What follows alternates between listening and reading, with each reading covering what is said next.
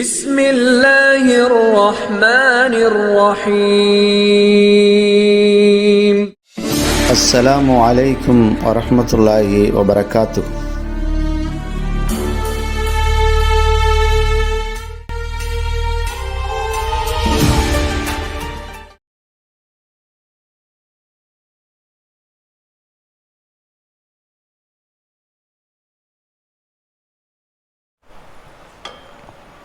அன்புமிக்கவன் அருள்மிக்கவன் அல்லாஹ்வின் திருப்பெயரால் ஆரம்பம் செய்கிறேன். ஸலவாத்தும் சலாமும் சத்திய தூதர் உயிருக்கு உயிரான நம் உயிரை விட மேலான நபிகள் நாயகம் ஸல்லல்லாஹு அலைஹி வஸல்லம் அவர்கள் மீதும் அவர்களை முழுமையாக பின்பற்றி வாழ்ந்த உத்தம சத்திய சஹாபாக்கள், தாபியுன்கள், தபோ தாபியின்கள், நல்லோர்கள், உலக முஸ்லீம்கள், குறிப்பாக இந்த ஜும்மாவிற்கு வருகை தந்திருக்கக்கூடிய நம் அனைவரின் மீதும் எல்லாமல்ல அல்லாஹுவின் அளவிலா அன்பும் இணையிலா கிருபையும் ஸலவாத்தும் சலாமும் ஆஃபியத்தும் என்றென்றும் உண்டாவதாக. ஆரம்பமாக அஞ்சுவதும் அடிபணிவதும் அல்லாஹ் ஒருவனுக்கே என்ற உபதேசத்தை எனக்கும் உங்களுக்கும் வசியத் செய்தவனாகவும் எல்லா சந்தர்ப்பங்களிலேயும் எல்லா நிலைமைகளிலேயும் அல்லாஹுவாலும் அல்லாஹ்வின் தூதர் நபிகள் நாயகம் ஸல்லல்லாஹு அலைஹி வஸல்லம் அவர்களாலும் எதையெல்லாம் ஹலால் என்று ஆகுமாக்கி வைத்திருக்கிறார்களோ அவைகளெல்லாம் எடுத்து நடக்கும்படியும், எதையெல்லாம் ஹராம் என்று தடுத்து வைத்திருக்கிறார்களோ அவைகளை விட்டு தவிழ்ந்திருக்கும்படியும் மீண்டும் ஞாபகப்படுத்தியவனாக என்னுடைய ஜும்மா உரையை ஆரம்பம் செய்கிறேன். அன்பிற்குரிய அல்லாஹ்வின் நல்லடியார்களே, இஸ்லாமிய பெரியோர்களே, சகோதர நண்பர்களே, அல்லாஹ்வுடைய தூதர் ரசூலுல்லாஹி ஸல்லல்லாஹு அலைஹி வஸல்லம் அவர்கள் கூறிய செய்தி புகாரி, முஸ்லீம் போன்ற நபிமொழி தொகுப்புகளிலே வருகிறது. ஒரு மனிதன் இறந்து போய்விட்டால் அந்த மனிதனை பின்தொடர்ந்து 3 அமல்கள் செல்கின்றன. 2 அமல்கள் திரும்பி விடுகின்றன, 1 மட்டும் அந்த மனிதனோடு அங்கு இருக்கின்றன என்று நபி ஸல்லல்லாஹு அலைஹி வஸல்லம் அவர்கள் கூறினார்கள். எத்துபவுல் மையத்த சலாஸ், மையத்தை பின்தொடர்ந்து 3 விஷயங்கள் செல்கின்றன. அமலுகு வகுலுகு வ மாலுகு, அவனுடைய சொத்து சோகங்கள், அவனுடைய குடும்பத்தார்கள், அவனுடைய அமல்கள். எர்ஜூஸ் இஸ்னான், 2 திரும்பி விடுகின்றன. 1 அவனுடைய குடும்பம், இன்னொன்று அவனுடைய செல்வம். ஃபயபுகா வாஹிது, ஒன்றே அவனோடு தங்கி விடுகின்றது. அமலுகு, அவனுடைய அமல் அங்கே தங்கி விடுகிறது என்று அல்லாஹ்வுடைய தூதர் ரசூலுல்லாஹி ஸல்லல்லாஹு அலைஹி வஸல்லம் அவர்கள் கூறினார்கள். சிந்திக்க வேண்டிய ஒரு நபி மொழி இது. இது லேசாக நாம் கடந்து போகக்கூடியதல்ல. பொதுவாக குர்ஆன் வசனங்களும் சரி, நபிகள் நாயகம் ஸல்லல்லாஹு அலைஹி வஸல்லமுடைய ஹதீஸுகளும் சரி, ஆழமாக சிந்தித்து பார்க்கிற போது அது நமக்கு பல்வேறு விதமான பயனுள்ள விஷயங்களை கற்றுத்தரும். இப்போ சொல்லப்பட்ட இந்த நபி மொழி, இந்த ஹதீஸ் லேசான ஒன்று கிடையாது. இந்த உலகத்தில் நாம் சுகபோகமாக வாழ்கிறோம், நம்முடைய குடும்பத்துக்காக வேண்டி சம்பாத்தியம் செய்கிறோம், நல்ல முறையில் வாழ்வதற்கு சொத்து சுகங்களை சேகரிக்கிறோம், எல்லாம் செய்கிறோம். எல்லாம் மார்க்கம் நமக்கு அனுமதி கொடுத்திருக்கிறது, வேண்டாம் என்று தடுக்கவில்லை. ஆனால் ஒரு நாள் இவை எல்லாவற்றையும் விட்டு நாம் போகத்தான் போகிறோம். அதில் எந்த மாற்றமும் கிடையாது. இப்போ அதற்கு பிறகு நம்முடைய நிலைமை என்ன? முஸ்லீமாக இருக்கக்கூடிய ஆணும் சரி பெண்ணும் சரி இந்த நபி மொழியை சிந்தித்து பார்க்க வேண்டும். நபி தோழர்கள், நபி தோழியர்கள், நல்லடியார்கள், சலஃபு சாலிகள் எல்லாம் ஒரே ஒரு விஷயத்தை தன்னுடைய சிந்தனையில் ஆழமாக வைத்திருந்தார்கள். உலக வாழ்க்கை என்பது தற்காலிகமானது, மறு உலக வாழ்க்கை என்பது நிரந்தரமானது. இதை கொண்டுதான் நாம் ஈமான் கொண்டு உலகத்திலே முஸ்லிம்களாக மூமின்களாக வாழ்ந்து கொண்டிருக்கிறோம். லா இலாஹ இல்லல்லாஹ் முஹம்மது ரசூலுல்லாஹ் என்று சொன்னால் அல்லாஹ் சொன்னது, அல்லாஹ்வுடைய தூதர் ரசூலுல்லாஹி ஸல்லல்லாஹு அலைஹி வஸல்லம் சொன்னதை நாங்கள் எங்களுடைய வாழ்க்கையில் பின்பற்றி நடக்கிறோம் என்ற அந்த அடிப்படையில் தான் முஸ்லீமாக மூமினாக வாழ்கிறோம். அதிலே ஒன்று, ஒரு 6 விஷயங்களை அல்லாஹ்வுடைய தூதர் ரசூலுல்லாஹி ஸல்லல்லாஹு அலைஹி வஸல்லம் அவர்கள் சொன்னார்கள். அதெல்லாம் நமக்கு ஆரம்ப மதரசாக்களிலே, பள்ளிவாசலில் இருக்கக்கூடிய அந்த மதரசாக்களிலே சொல்லிக் கொடுக்கப்பட்டது. ஆமன்து பில்லாஹி வ மலாயிகத்திஹி வ குத்துபிஹி வ ருசுலிஹி வல் யௌமில் ஆஹிரி வல் கைரி வ ஷர்ரிஹி வல் பாசி பாதல் மௌத் என்று சொல்லக்கூடிய இந்த 6 விஷயங்கள், அல்லாஹ்வை கொண்டு, அல்லாஹ்வுடைய தூதர்களை கொண்டு, மலக்குமார்களை கொண்டு, அல்லாஹ் நபிமார்களுக்கு கொடுத்த வேதங்களை கொண்டு, நன்மை தீமை அல்லாஹ்வுடைய கையில் இருக்கிறது, மரணத்துக்கு பின்னால் ஒரு வாழ்வு இருக்கிறது, வல் பாசி பாதல் மௌத். இதை கொண்டு ஈமான் கொண்டு வாழ்கிறோம். இதில் ஒன்றை கூட நாம் சரியாக நம்பாமல், அல்லாஹ்வை நம்புகிறோம், நபிமார்களை நம்புகிறோம், நபிமார்களுக்கு கொடுக்கப்பட்ட வேதங்களை நம்புகிறோம், இப்படியாக சில விஷயங்களை நம்பிக்கை கொள்கிறோம். வல் பாசி பாதல் மௌத், மரணத்துக்கு பின்னால் இருக்கக்கூடிய வாழ்வை நாங்கள் நம்பவில்லை, அதுவெல்லாம் சாத்தியம் கிடையாது, அதுவெல்லாம் நடக்காது. இப்படியெல்லாம் ஒரு கூட்டம் முந்தைய காலகட்டத்தில் இருந்தது. இப்போ நாம் ஆளக்கூடிய இந்த காலகட்டத்திலே இந்த நவீனங்கள் என்ற பெயரிலே இதுவெல்லாம் மறுக்கக்கூடிய ஒரு சூழ்நிலை முஸ்லிம்களுக்கு ஏற்படக்கூடிய வாய்ப்பு இருக்கிறது. அதற்காக இதை ஞாபகப்படுத்துகிறேன். இப்போ மரணத்துக்கு பின்னால் ஒரு வாழ்வு இருக்கிறது என்பதை கொண்டு ஈமான் கொண்டால்தான் அவர் உண்மையான முஸ்லீம், உண்மையான மூமின். இல்லை என்றால் உண்மையான முஸ்லீம் கிடையாது, மூமின் கிடையாது, ஊருக்காக பேருக்காக இந்த மாதிரி முஸ்லீமாக இருக்கிறார் என்ற அர்த்தம். குரானை எடுத்து நீங்கள் படித்து பார்த்தால், ஓதி பார்த்தால் சில விஷயங்களை தெரிந்து கொள்ள முடியும். அதிலே மறு உலக சிந்தனை குறித்து பல்வேறு செய்திகள் குரானிலே சொல்லப்பட்டிருக்கிறது. மனிதனுடைய படைப்பை பற்றி அல்லாஹ் சொல்கிற போது, நீ எதுவுமே இல்லாமல் உன்னை நான் படைத்தேன். அல்லாஹ் மனித படைப்பை பற்றி சொல்லிவிடக்கூடிய செய்தியை குரானிலே பார்க்கிற போது, நீ எதுவுமே இல்லாமல் இருந்தாய், உன்னை நான் படைத்தேன். அதற்கு அல்லாஹ் சொல்லக்கூடிய உதாரணம் என்ன? ஆதம் அலைஹிஸ்ஸலாமுடைய அல்லாஹ் சொல்கிறான். ஆதம் அலைஹிஸ்ஸலாம் அவர்கள் எதுவுமே இல்லாமல் களிமண்ணால் படைக்கப்பட்டார்கள். அதற்கு பிறகு ஈசா அலைஹிஸ்ஸலாம் அவர்கள் ஆண் பெண் துணை இல்லாமல் படைக்கப்பட்டார்கள். இப்படி எதுவுமே இல்லாமல் மனிதனை நான் படைத்தேன். இதற்கு பிறகு, இறந்து போனதற்கு பிறகு, கபரிலே அடக்கம் செய்யப்பட்டதற்கு பிறகு, ஒரு குறிப்பிட்ட காலத்துக்கு பிறகு எல்லாம் அழிந்து மண்ணோடு மண்ணாக மக்கி போய் ஒரு குறிப்பிட்ட காலத்துக்கு பின்னால் எலும்பு கூட இல்லாத அளவுக்கு அது போய்விடும். இது நமக்கு தெரிந்தது தான். அப்படி இல்லாமல் மண்ணோடு மண்ணாக மக்கி போய் அந்த இடமே தெரியாத அளவுக்கு இருந்தாலும் கூட அப்போதும் உன்னை உயிர் கொடுத்து எழுப்புவேன். எதுவுமே இல்லாமல் உன்னை படைத்த நான் எதுவுமே இல்லாமல் போனதற்கு பிறகு மீண்டும் உன்னை நான் படைப்பேன் என்று அல்லாஹ் ரப்புல் ஆலமீன் குரானிலே இந்த உமானத்தோடு, உதாரணத்தோடு அல்லாஹ் சொல்கிறான். அப்போ எதுவுமே இல்லாமல் படைத்த ரப்புல் ஆலமீன் மீண்டும் நம்மை எதுவுமே இல்லாமல் போனதற்கு பிறகு படைப்பான். வல் பாசி பாதல் மௌத், மரணத்துக்கு பின்னால் ஒரு வாழ்வு இருக்கிறது.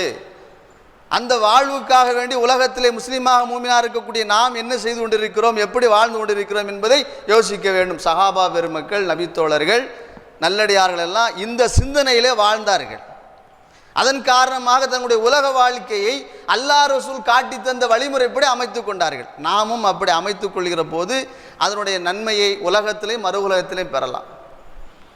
நாளைக்கு மறுமையில் கபரிலிருந்து மஹ்ஷர் மைதானம் வரைக்கும் அல்லாஹ்விடத்திலே நாம் சிறந்து இருக்க வேண்டும் என்றால், சிறந்தவர்களாக இருக்க வேண்டும் என்றால், சொர்க்க வாழ்வை பெற வேண்டும் என்று சொன்னால் அமல்கள் மூலமாக மட்டுமே முடியுமே தவிர வேறு எந்த ஒன்றின் மூலமாக முடியாது என்பது தெளிவான ஒன்று. இப்போ சஹாபாக்கள் இதை புரிந்து கொண்டு வாழ்ந்தார்கள். இன்றைக்கி அதையெல்லாம் குறித்து நம்ம கொஞ்சம் உலகம் சார்ந்த விஷயங்களை யோசித்து பார்க்கிற போது தெரிந்து கொள்ள முடியும். உலகத்தையே ஆட்சி செய்த அலெக்சாண்டர் என்று சொல்லக்கூடிய ஒரு மன்னர் உலகத்தையே ஆட்சி செய்தார். அந்த வரலாறெல்லாம் நீங்கள் படித்து பார்த்துருக்கலாம், உங்களுக்கு தெரிந்திருக்கும். இறக்கக்கூடிய நேரத்தில் தன்னை சார்ந்தவர்களுக்கு உபதேசம் செய்கிறார். நான் இறந்து போனதற்கு பிறகு என்னை நீங்கள் கொண்டு செல்வீர்கள். கொண்டு செல்லக்கூடிய சமயத்தில் என்னுடைய 2 கையையும் அந்த பெட்டியிலிருந்து வெளியே தொங்க போட வேண்டும். என்னுடைய 2 கைகளையும் வெளியே தொங்க போடணும். ஏன் தெரியுமா? அவர் சொல்கிறார், உலகத்தையே ஆட்சி செய்த அலெக்சாண்டர், உலகத்தையே நான் ஆட்சி செய்தேன், உலகத்தில் எல்லாவற்றையும் நான் அனுபவித்தேன், சுகபோகமான வாழ்க்கை அனுபவித்தேன், உலகத்தையே அனுபவிக்க வேண்டும் என்ற சிந்தனை எனக்கு இருந்தது, எல்லாமே எனக்கு கிடைத்தது, இப்போது நான் வெறுங்கையோடு போகிறேன், எனக்கு எதுவுமே பயனளிக்கவில்லை என்று மக்கள் தெரிந்து கொள்வதற்காக இதை செய்யுங்கள் என்று சொன்ன ஒரு வரலாற்று குறிப்பை பார்க்க முடிகிறது. இதே மாதிரி தான் உலகத்தில் எத்தனையோ கோடீஸ்வரர்கள், எத்தனையோ லட்சாதிபர்கள், எத்தனையோ பிரபலியங்கள் உலகத்தில் சுகபோகமான வாழ்க்கையை வாழ்ந்தார்கள், இறந்து போனார்கள், வாழ்ந்து கொண்டு இருக்கிறார்கள். அவர்களுடைய இந்த வரலாற்று குறிப்பை படித்து பார்க்கிற போது இந்த செய்தியை தான் அவர்கள் சொல்லியிருக்கிறார்கள். எனக்கு பல வீடுகள் இருந்தது, மாட மாளிகை இருந்தது, அரண்மனை இருந்தது, சொத்து சோகம் இருந்தது, கார் இருந்தது. இன்னைக்கு விலையுறந்த கார் என்னென்ன காரெல்லாம் இருக்கிறதோ, என்னென்ன பொருட்கள் இருக்கிறதோ எல்லாவற்றையும் வைத்துக் கொள்ளுங்கள். சமீபத்திலே ஒருவர் பிரபலியமான ஒரு நபர் இறந்து போனார். அவர் இறந்து போகிற சமயத்தில் ஒரு குறிப்பை அவர் சொல்லிவிட்டு போனார். அந்த பேரெல்லாம் சொல்ல தேவையில்லை. சொன்ன விஷயம் என்ன என்பதை நான் உங்களுக்கு ஞாபகப்படுத்துகிறேன். நான் இந்திய அளவில் அல்ல, உலக அளவில் பிரபலியமான ஒரு நபர். எனக்கு எல்லாமே இருந்துச்சு, வீடு வாசல் சொத்து சுகம் காரு அது இது என்று எல்லாமே இருந்துச்சு. ஒரு பெண், அது நகை நட்டு என்னென்ன நகைகள் எல்லாம் வேண்டுமோ, எப்போதெல்லாம் புது புது டிசைன்களில் வருகிறதோ அதுவெல்லாம் வாங்கி அனுபவிக்கக்கூடிய அளவுக்கு காசு பணம் எனக்கு இடத்துல குமிந்து கிடந்தது. எந்த காரிலே போக வேண்டும் என்று விரும்புகிறேனோ அந்த காரிலே போனேன். எப்படியெல்லாம் இருக்கணுமோ அப்படியெல்லாம் இருந்தேன். எல்லாமே எனக்கு இருந்தது. எனக்கு நோய் வந்து விட்டது. நோய் வந்து இப்போ மருத்துவமனையிலே நான் இருக்கிறேன். என்னுடைய உணவு என்ன தெரியுமா? ஒரு நேரத்தில் சுகபோகமான ருசியான சுவையான பல உணவுகளை சாப்பிட்டேன். இப்போ இந்த இட்லி அல்லது மிருதுவான உணவு, அதிகபட்ச மாத்திரை. காலையில் இந்த மாத்திரை, 10 மணிக்கு இந்த மாத்திரை, 11 மணிக்கு இந்த மாத்திரை, 12 மணிக்கு இந்த மாத்திரை, மதியம் சாப்பிட்டதுக்கு பிறகு இந்த மாத்திரை, அதுக்கு பிறகு அந்த மாத்திரை, இரவு தூங்கக்கூடிய அந்த மாத்திரை, இப்படியாக மாத்திரை மருந்துகளோடு சில குறிப்பிட்ட உணவுகளோடு என்னுடைய வாழ்வு கழிந்து கொண்டிருக்கிறது. எனக்கு பிரம்மாண்டமான வீடு இருக்கிறது, ஸ்விம்மிங் பூல் இருக்கிறது, லிஃப்டிலே போவதற்கு பல மாடிகள் இருக்கிறது, அப்படியே ரசிப்பதற்கு பலவிதமான காட்சி பொருட்கள் இருந்தது, எல்லாமே இருக்கிறது. இப்போ ஒரு மருத்துவமனையிலே, ஒரு ரூமிலே, ஒரு அறையிலே 4 சுவர்களை பார்த்து கொண்டு வீல் சேரில் இருந்து கொண்டிருக்கிறேன்.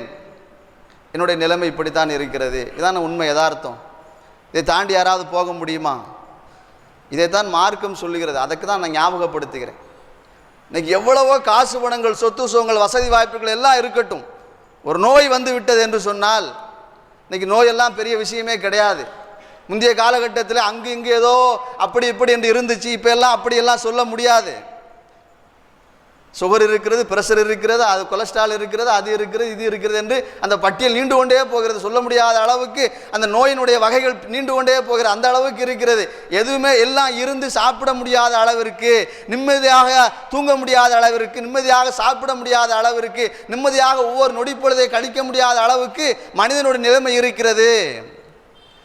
அப்போ ஒரு நாள் நிச்சயமாக இறந்து போவோம். அது நம்முடைய மார்க்கம் அழுத்தம் திருத்தமாக சொல்கிறது.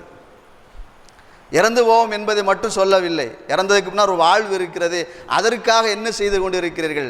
இதை புரிந்து கொண்டு வாழ்ந்தவர்கள் தான் நபி தோழர்கள், நபி தோழியர்கள், சஹாபா பெருமக்கள், நல்லடியார்கள், சலபு சாலிஹீன்கள். அது புரிந்து கொண்டதின் காரணமாக நம்முடைய உலக வாழ்க்கையை நல்ல முறையில் அமைத்து கொள்ள வேண்டும் என்பதில் கவனம் செலுத்தினார்கள். அதற்காகத்தான் இந்த விஷயத்தை உங்களுக்கு இப்போ ஞாபகப்படுத்துகிறேன்.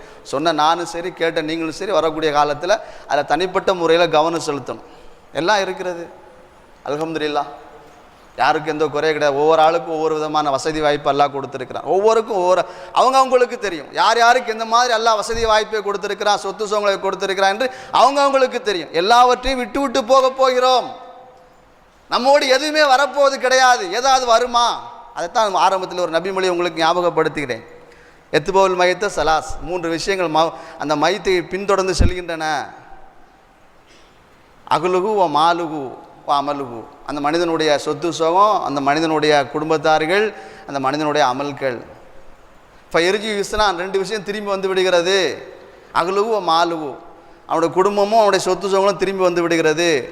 எபுக்கா வாஹித், ஒரே ஒன்று மட்டும் அந்த மனிதனோடு கபரில் இருக்கிறது. மகிஷர் உலகம் அழியக்கூடிய காலம் வரைக்கும் அந்த மனிதனோடு இருக்கிறது. அமலுக்கு நம்முடைய அமல் மட்டும் இருக்கிறது.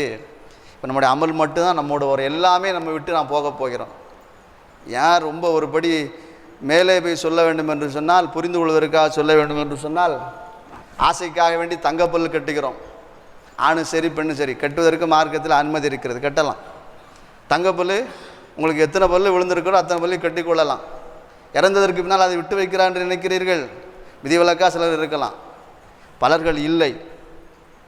அந்த பல்லை எப்படியாவது எடுக்க முடியுமா என்று தான் பார்க்கிறார்கள். நம்முடைய ஆசைப்பட்டு விருப்பப்பட்டு மார்க்க அனுமதித்த அடிப்படையிலே நாம் கட்டிய அந்த தங்கப்பல்லை கூட வீட்டில் இருக்கக்கூடியவர்கள் போனால் போகட்டும், அவர் விருப்பப்பட்டு செய்தார், அந்த பல்லெல்லாம் கட்டினாரா, இருக்கட்டும் பரவாயில்லை என்று விடுவது கிடையாது. அப்படித்தான் நம்முடைய நிலைமை இருக்கிறது. அதற்கு பின்னால் நம்முடைய நிலைமை என்ன?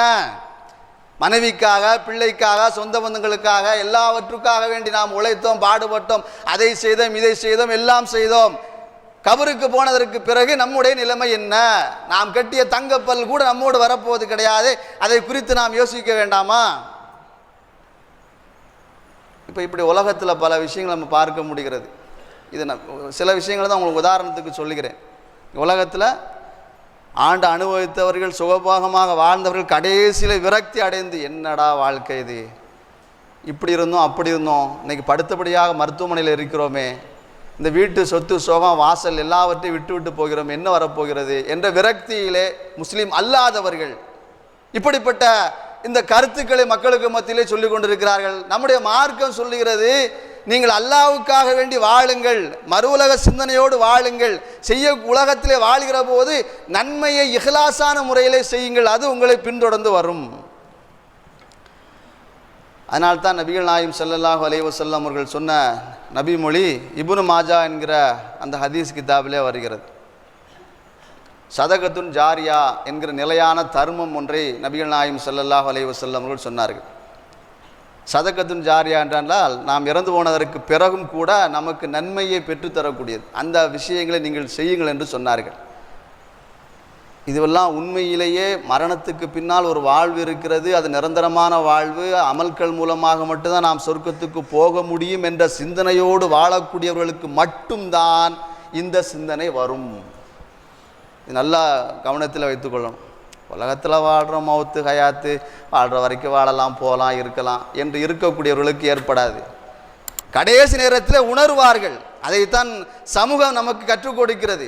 சமூகத்தில் இருக்கக்கூடிய பிரபலங்கள் கற்றுக் கொடுக்கிறார்கள், பிரபலங்கள் சொல்லிக் கொண்டிருக்கிறார்கள். ஆனால் உண்மையான முஸ்லீமாக இருக்கக்கூடிய ஆணும் சரி பெண்ணும் சரி, மவுத்துக்கு பின்னாலும் கூட நமக்கு நன்மை வர வேண்டும் என்ற அந்த சிந்தனையிலே தன்னுடைய அமல்களை அமைத்துக் கொள்வார்கள். அது இஹ்லாஸாக, மன தூய்மையாக, ரகசியமாக, யாருக்கும் தெரியாத அளவுக்கு இருக்கும். அதே ரசூலுல்லாஹி ஸல்லல்லாஹு அலைஹி வஸல்லம் சொன்னதான் அந்த ஹதீஸிலே பார்க்கிறோம், இப்னு மாஜாவிலே. பயனுள்ள கல்வி, நீங்கள் ஒரு கல்வியை கற்றிருக்கிறீர்கள், உலக சார்ந்ததோ மார்க்க சார்ந்ததோ ஏதோ ஒரு வகையை சார்ந்த நல்ல பயனுள்ள கல்வியை கற்றிருக்கிறீர்கள், அதன் மூலமாக நீங்கள் நல்ல முறையில் உலகத்திலே வாழ்கிறீர்கள். அது இறப்பதற்கு முன்னால் அந்த கல்வியை நம்மை சார்ந்தவர்களுக்கு எந்த விதமான சுயநலம் இல்லாமல் நம்ம ஒரு நாள் இறந்து தான் போகிறோம், அந்த கல்வி நம்மோடு போகக்கூடாது, நம்மளை சார்ந்த மக்கள் பயன்பெறட்டும் என்ற அந்த அடிப்படையில் அவர்கள் அழைத்து, இந்த மாதிரி இந்த கல்வி, இந்த மாதிரி இது என்று நான் தெரிந்தேன், கற்றுக்கொண்டு வாழ்கிறேன், அதை என்னுடைய வாழ்க்கையில் நான் பயன்படுத்தி கொண்டிருக்கிறேன், நீயும் பயன்படுத்து என்ற அந்த நோக்கத்திலே ஒரு மனிதர் கற்றுக் கொடுத்தால், அவர் இறந்ததற்கு பிறகு அந்த மனிதர் பயன்பெற்றிருக்கக்கூடிய காலமெல்லாம் அந்த கற்றுக் கொடுத்தவருக்கு அந்த நன்மை கிடைத்து கொண்டே இருக்கும். ரசூலுல்லாஹி ஸல்லல்லாஹு அலைஹி வஸல்லம் முதலாவது சொன்னார்கள். அடுத்து, இறந்ததற்கு பிறகு தனக்காக துவா செய்யக்கூடிய பிள்ளைகள், சாலிகான பிள்ளைகள். முந்தைய காலகட்டத்தில் இருந்துச்சு, இப்போ இருக்கா இல்லையான்னு உங்களுக்கே தெரியும். நம்ம இறந்ததுக்கு பிறகு நம்முடைய பிள்ளைகள் நமக்காக பிரார்த்தனை துவா செய்வார்களா என்று நீங்கள் அலசி ஆராயலாம் வேண்டாம். செய்வார்களா என்று உங்களுக்கே விடை தெரியும். செய்ய மாட்டார்கள் என்பதுதான் உண்மை. அப்படிப்பட்ட குழந்தை நாம் உருவாகி இருக்கிறோமா, வளர்த்திருக்கிறோமா? ஒரு விஷயத்தை கவனிக்கணும், எனக்கும் பொருந்தும் உங்களுக்கும் பொருந்தும். நம்முடைய வீட்டில் வளர்க்கக்கூடிய குழந்தைகளை நாம் வளர்க்கிறோமா, வளர்கிறார்களா?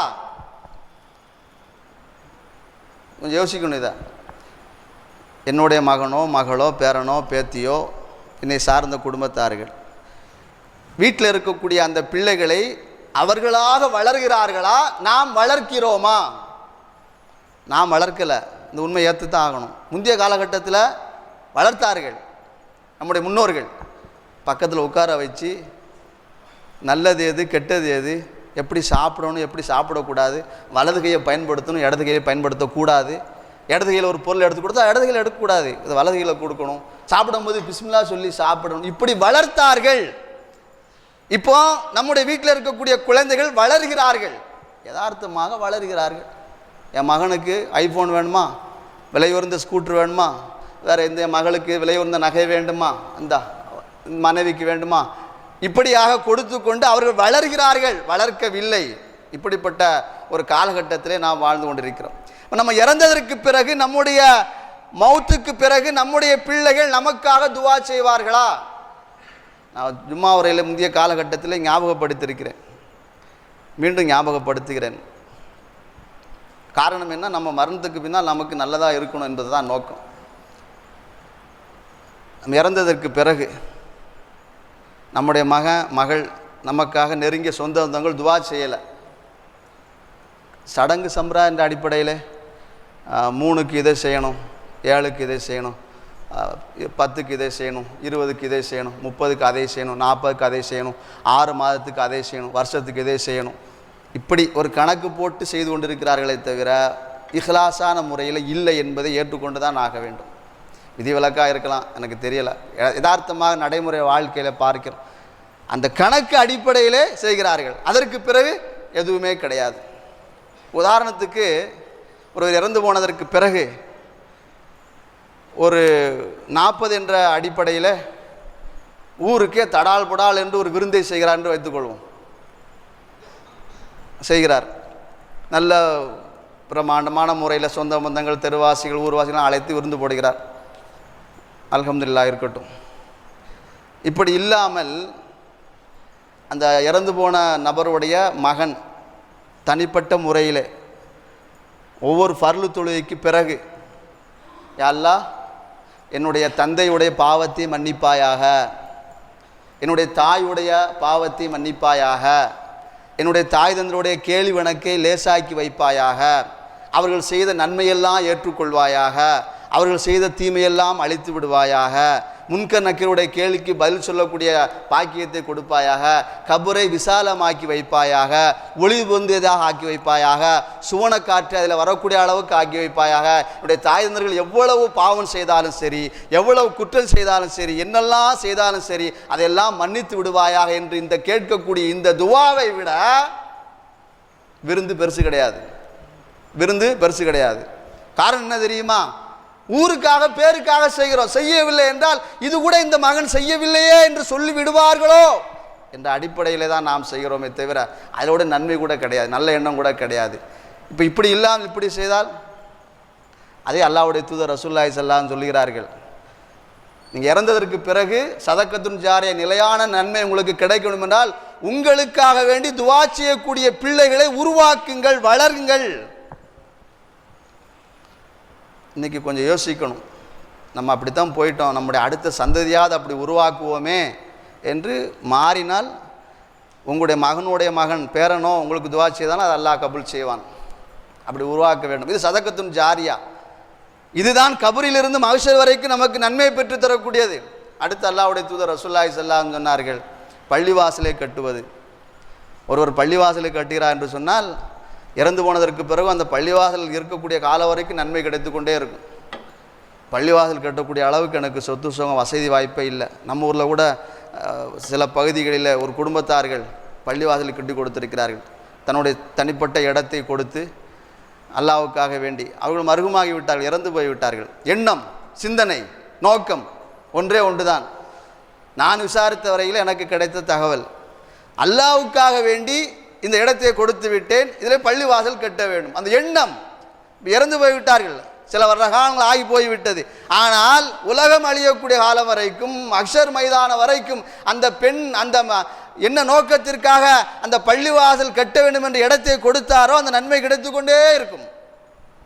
பள்ளிவாசல் கட்டினது வேறவங்க, ஆனால் கொடுத்த நோக்கம் அதை அல்லாஹ்வுடைய தூதர் ரசூலுல்லாஹி ஸல்லல்லாஹு அலைஹி வஸல்லம் அந்த ஹதீஸில் விரிவாக சொல்கிற போது, பள்ளிவாசலை கட்டினான் மன் பனால் இல்லாஹி மஸ்ஜிதன் பனல்லாஹு லஹு ஜன்னத்துன் ஃபில் பனல்லாஹு லஹு ஃபில் ஜன்னத்தி.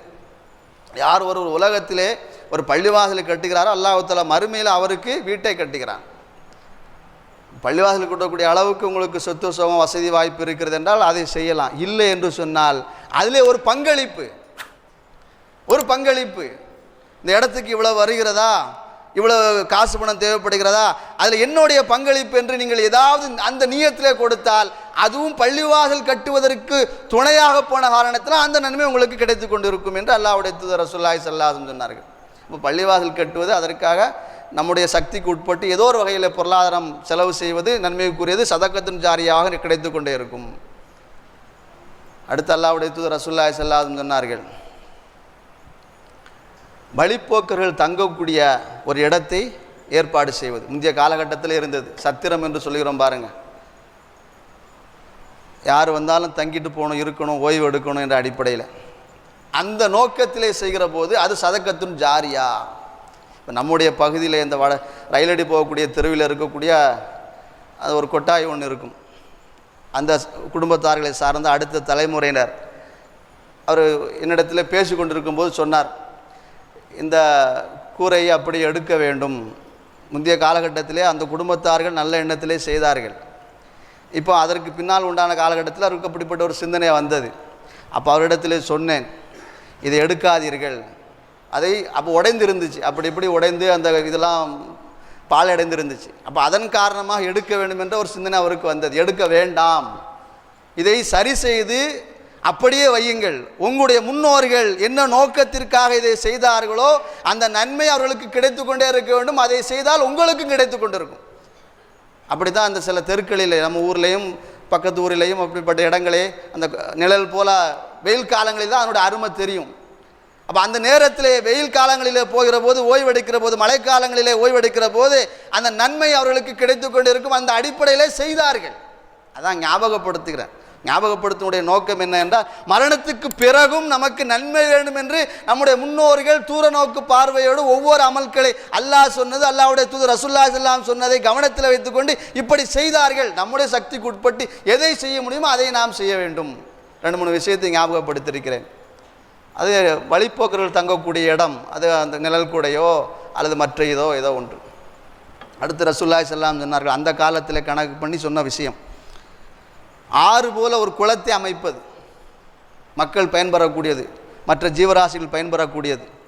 இப்போ குளம் போல ஒன்று இருக்கிறது, ஆறு போல ஒன்று இருக்கிறதுன்னு சொன்னால் அந்த இடத்துல செல்லக்கூடியவர்கள் அந்த தண்ணீரை பயன்படுத்துவார்கள், குடிப்பார்கள். அதை எப்படியெல்லாம் பயன்படுத்த முடியும் அப்படியெல்லாம் பயன்படுத்த. இந்த மாதிரி செய்யுங்கள் என்று ரசூலுல்லாஹி ஸல்லல்லாஹு அலைஹி வஸல்லம் சொன்னார்கள். அல்லாஹ்வுடைய தூதர் ரசூலுல்லாஹி ஸல்லல்லாஹு அலைஹி வஸல்லம் அவர்கள் மக்காவிலிருந்து மதீனாவுக்கு சென்ற சமயத்தில் மதீனாவிலே உண்டான நிலவரம் என்ன என்று சொன்னால், யூதர்களுடைய அந்த கட்டுக்கோப்பில் தான் மதீனா இருந்தது. தண்ணீர் குடிக்க வேண்டும் என்று சொன்னால் யூதர்கள் பயன்படுத்தக்கூடிய வைத்திருக்கக்கூடிய அந்த கிணற்றிலே தான் தண்ணீர் பயன்படுத்த வேண்டும், தண்ணீரை எடுக்க வேண்டும், குடிக்க வேண்டும். சில யூதர்கள் என்ன செய்தார் என்று சொன்னால், காசு கொடுத்து வாங்கக்கூடிய அளவுக்கு அப்படிப்பட்ட ஒரு நெருக்கடியான ஒரு சூழ்நிலையை வைத்திருந்தார்கள். அப்போ அந்த நேரத்தில் அல்லாஹ்வுடைய தூதர் ரசூலுல்லாஹி ஸல்லல்லாஹு அலைஹி வஸல்லம் அவர்கள் மதீனாவில் இருக்கக்கூடிய அந்த சஹாபா பெருமக்களிடத்தில் சொன்னார்கள், அந்த யூதர்களிடத்தில் இருக்கக்கூடிய அந்த கிணறு பிரு ரூமா என்று சொல்வார்கள். பிரு ரூமா அந்த யூதர் வைத்த கிணத்துக்கு பெயர். இந்த ரூமா என்ற கிணறை யார் வாங்கி அல்லாஹ்வுக்காக வேண்டி வக்ஃப் செய்கிறாரோ அவருக்கு அல்லாஹ் தஆலா சொர்க்கத்திலே ஒரு சிறந்த நீரூற்றுண்டான ஒரு நிலைமையை கொடுப்பான் என்று சொன்னபோது, அப்போது உண்டான காலகட்டத்தில் 20,000 தீனார் தங்க பொற்காசுகளை உஸ்மான் ரலியல்லாஹு தஆலா அன்ஹு அவர்கள் கொஞ்சம் கூட யோசிக்கவில்லை. 20,000 தீனார் தங்க பொற்காசுகள் அந்த காலத்தில் எத்தனை கோடி இருக்கும் என்று நீங்கள் கணக்கு போட்டு பார்த்து கொள்ளுங்கள். கொஞ்சம் கூட யோசிக்கவில்லை. யா ரசூலல்லாஹ், அந்த யூதரிடத்தில் இருக்கக்கூடிய அந்த கிணற்றை வாங்கி முஸ்லீம்கள் எல்லா மக்களும் பயன்பெறக்கூடிய அளவுக்கு நான் அதை வக்ஃப் செய்கிறேன் என்று சொல்லி கொடுத்ததாக வரலாற்று குறிப்பு இருக்கிறது. இப்போது வரைக்கும் மதீனாவில் இருக்கக்கூடிய தெற்கு பகுதியில் வேறு உஸ்மான் என்று சொல்லக்கூடிய அந்த கிணறு இருக்கிறது. 1500 ஆண்டு காலம் கடந்து விட்டது.